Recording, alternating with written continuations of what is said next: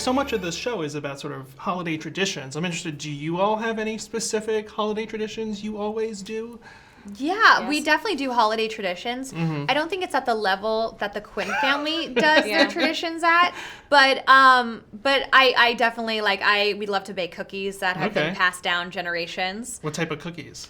They're like, well, there's these candy cane ones. There's these like little I don't know how to explain them. There's it's so good. It's like an almond mix in almost like a dumpling. It came from my great grandma, so it's just literally has been passed down. So that's one of our traditions. What about you, Bridget? My mom is really on the caroling tradition train. She's like, this is gonna be our tradition. So yeah, we'll actually do it. We will get the sheets of music and we'll go door to door. You're an impressive singer, so. My mom's like, come on, you can do this. But yeah, sometimes Mom, I do this every day. I know. Sometimes I get to be a bit of the kid dragging her feet. But then it's always fun. It's nice to do something festive and bring the holiday cheer. What's your favorite caroling song? What's your go-to caroling song? What's go-to caroling song? I mean, I think Santa Claus is Coming to Town. That one occurs. That one happens. And that's very cheery, So when people hear that, it gets the vibe lifted. It's so funny though with Christmas songs, how even on set, we know, everyone obviously knows all the Christmas songs and caroling songs, but then you find out the real words and you're like, wait, that's what that says? And you're just so surprised. Or you'll get to verse 3 and you're like, they say that? Yeah, you're like, wait, I didn't know this was in the song. What happens after Figgy Pudding? There's still another 5 rounds. Yeah. Did they play Christmas songs on set to get you guys in the mood? Is that We carol in the show. Oh. Yeah, we definitely carol. Spoiler. Yeah, there's an episode of caroling. And then there is there's definitely Christmas music within the show that they would play on set. Mm-hmm. Was that annoying though? Was it annoying hearing the same song over and over again? No, I think it sets the tone because it is Christmas morning when it happens. And so it really set the tone of Don Quinn, which is Dennis, playing the music and trying to wake us all up, and all of us being it's come on, Dad, So it really helped with the scene, I think.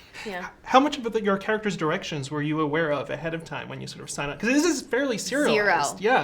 Zero. Tucker was really funny. Wow. He did not want to share what was happening with our characters, but I think it's really cool and interesting because he's so specific and he knows what he wants, which I really appreciated with Tucker. But it makes you realize, I think with each episode for my character, she goes through a lot of things and faces a lot of challenges and finding her own strength, through the show and who she's becoming. And what I appreciate about not knowing about it was that there's a journey there that she has to take, and I was taking the journey with her by not knowing. So I was kind of questioning what my character was going through as she's questioning stuff as well. So I really appreciated it. Yeah, I think there is something to that approach where if you don't know what's coming ahead of your character, then you can only be in the moment as the character and make the choices that somebody would know if they only had so much information. So yeah, there was kind of a big will they, won't they for my character as well. Sure. And I kept asking Tucker, I was just so what does this mean? What does that mean? And trying to read between the lines. But he really kept it on lockdown. He really kept it locked down, yeah. That's crazy because the character's going crazy places. I especially know. From the premiere. I was shocked. And they will be too. Everyone will be shocked.